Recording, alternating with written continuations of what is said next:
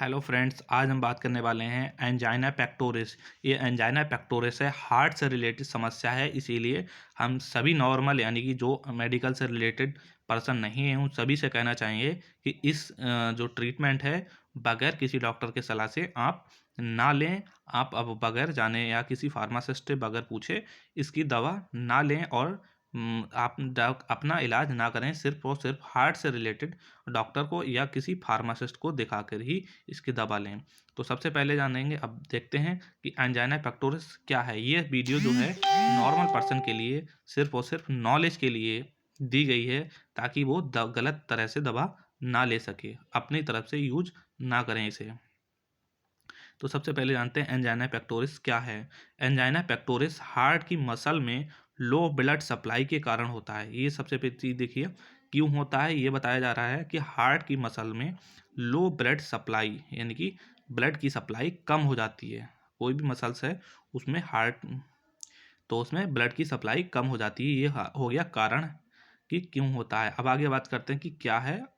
तो इसमें क्या होता है, जब मसल्स को ऑक्सीजन के साथ कम ऑक्सीजन के साथ काम करना पड़ता है। देखिए, जब ब्लड की सप्लाई किसी भी मसल में कम हो जाएगी तो जो भी ऑक्सीजन है उसकी भी मात्रा कम हो जाएगी, क्योंकि ऑक्सीजन जो है वो ब्लड ही ले जाता है। पूरी बॉडी में ऑक्सीजन की सप्लाई ब्लड के द्वारा ही होती है।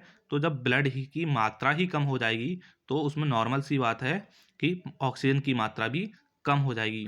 तो उसमें क्या होता है कि ऑक्सीजन की कम मात्रा के साथ शरीर को काम करना पड़ता है।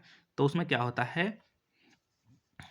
तो टेंडरनेस जैसा भारी पेन होता है शरीर में। चेस्ट में कहाँ पे होगा, चेस्ट में, अपर चेस्ट में, यानी कि बाएं तरफ सीने में बाएं तरफ ऊपर की ओर आपको बहुत भारी दर्द होगा, भारी दर्द होगा।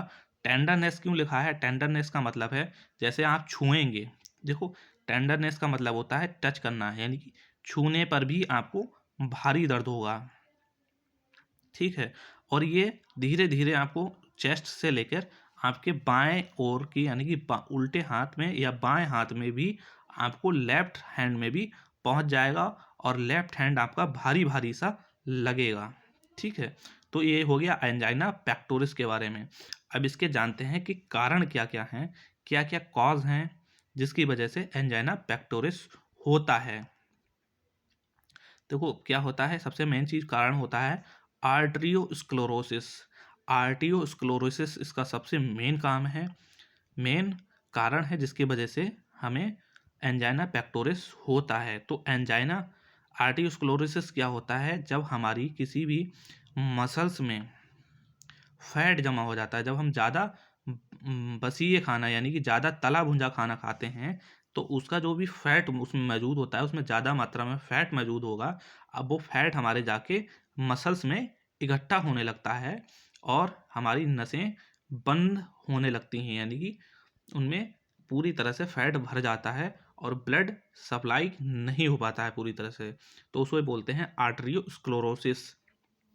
नसों में फैट का जमा होना और उनका संकरा होना, यानी कि कम जगह रह जाती है नसों में, पूरी जगह ही नहीं मिलती है, उसमें फैट भर जाता है, जगह जगह पे जमा हो जाता है।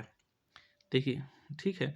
उसके बाद आता है दूसरा कारण, आता है आर्टरियोस्क्लेरोसिस की वजह से ही हाई ब्लड प्रेशर होता है। ठीक है, हाई ब्लड प्रेशर क्यों होगा, जब जैसे कि आपको एग्जाम्पल से समझाते हैं कि कोई भी नॉर्मल मोटर का पानी अब चल रहा है, नली के द्वारा चल रहा है, तो उसमें एक नॉर्मल लाइन में चलने देंगे, बिल्कुल टच नहीं करेंगे, तो उसमें मोटर में ना ही मोटर में ज़्यादा जोर पड़ेगा और ना ही नली पे ज़्यादा जोर पड़ेगा, यानी कि ज़्यादा प्रेशर नहीं लगेगा। लेकिन जैसे ही हैं आप नली को दबाएंगे, नली की नली को संकरा करेंगे, तो क्या होगा, जो आपका पानी की सप्लाई है वो भी बहुत तेज़ी से भागेगी और आपकी मोटर भी अलग आवाज़ देने लगेगी, यानी कि मोटर पे भी प्रेशर पड़ेगा।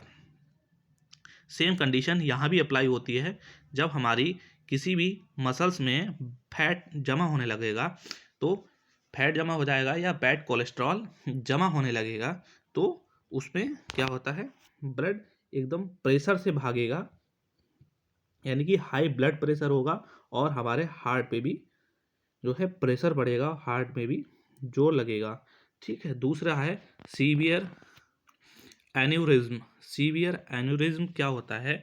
एन्यूरिज्म का होता है मतलब होता है नसों का कमजोर होना।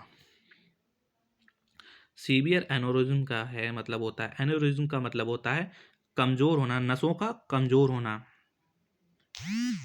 तो नसें कैसे कमजोर होंगी? कि आप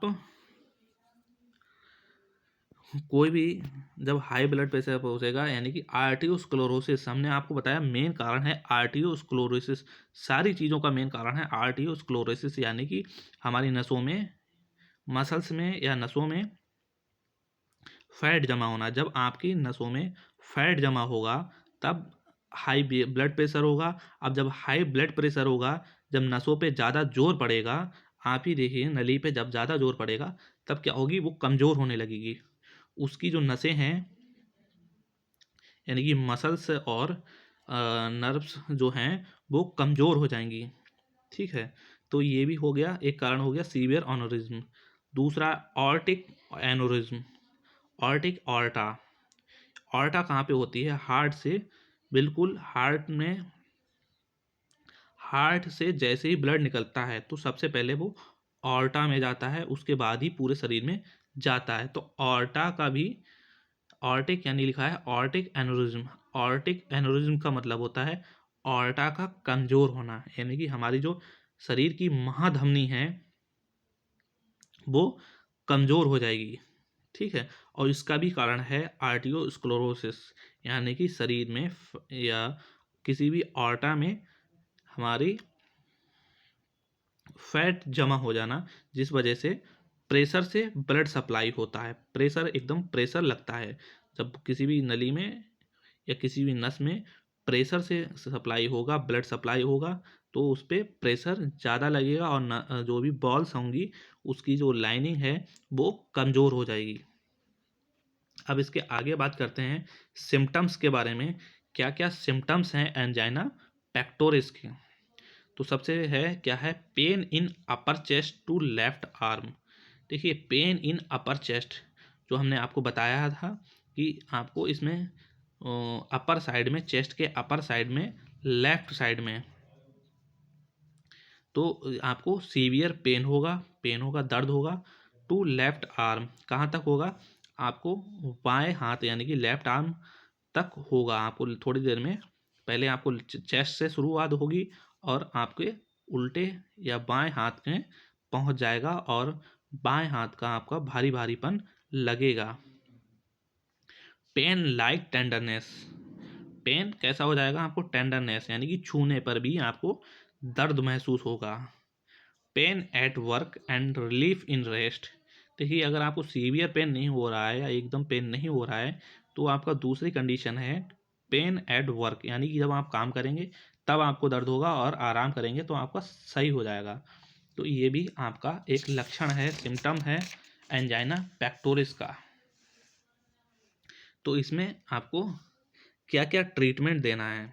ट्रीटमेंट क्या देना है आपको फिर बता देना है। नॉर्मल पर्सन इसका यूज ना करें, सिर्फ और सिर्फ मेडिसिन से रिलेटेड पर्सन ही इसका यूज करें। ठीक है, जो मेडिसिन से रिलेटेड जानकारी रखते हो। तो सबसे पहले ट्रीटमेंट क्या होता है? Check vital symptoms. देखिए, अब हमें वाइटल सिम्टम्स भी तो चेक करने हैं कि ये एंजाइना पेक्टोरिस ही तो है, क्योंकि तुरंत आपको नहीं पता चलेगा, आपने तुरंत कोई जांच तो नहीं कर ली।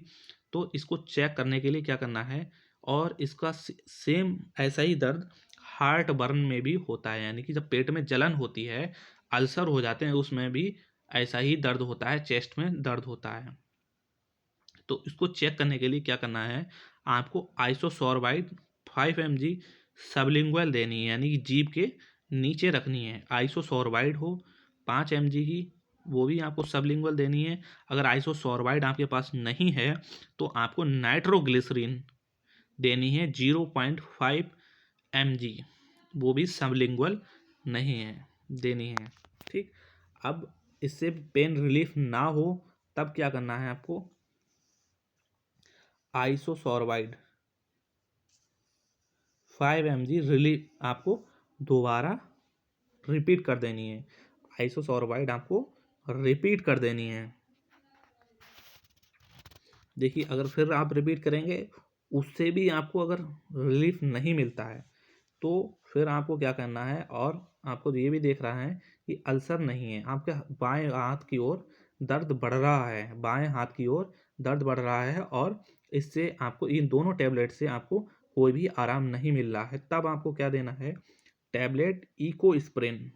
अच्छा, ये सारे आपको ट्रीटमेंट तब तक देने हैं जब तक आप किसी हार्ट यानी कि किसी कार्डियक डॉक्टर के पास ना पहुंच रहे हो, तब तक प्राइमरी ट्रीटमेंट है। ठीक है, तो प्राइमरी ट्रीटमेंट ये देती रहिए। ठीक, अब उसके बाद अब इन दोनों टैबलेट से 15-15 मिनट का इंतजार कर लीजिए। 15 से 20 मिनट में अगर नहीं, 20 मिनट में नहीं देना है तो 20 मिनट बाद आपको आइसोसोर्बाइड रिपीट कर देनी है। नहीं हो रहा है, रिपीट करने पे भी 20 मिनट में नहीं हो रहा है, फिर आपको क्या करना है, इकोस्प्रिन AB टैबलेट आती है, इकोस्प्रिन AB,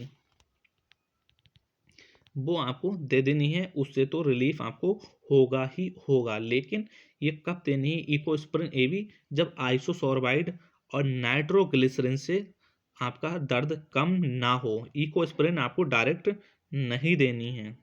ठीक है, तो इकोस्प्रिन से आपका डॉक्टर सही हो जाएगा, तो उसको आपको साथ में हाइपरटेंशन के लिए भी देखना पड़ेगा। अगर ब्लड प्रेशर ज़्यादा है तो आपको रिलीफ होने के बाद, जब दर्द में कमी होने के बाद, आपको हाइपरटेंशन के लिए यानी कि हाई बीपी के लिए एटिनोलोल एक टैबलेट देनी है। एटिनोलोल, ठीक है, कौन सी टैबलेट देनी है, एटिनोलोल।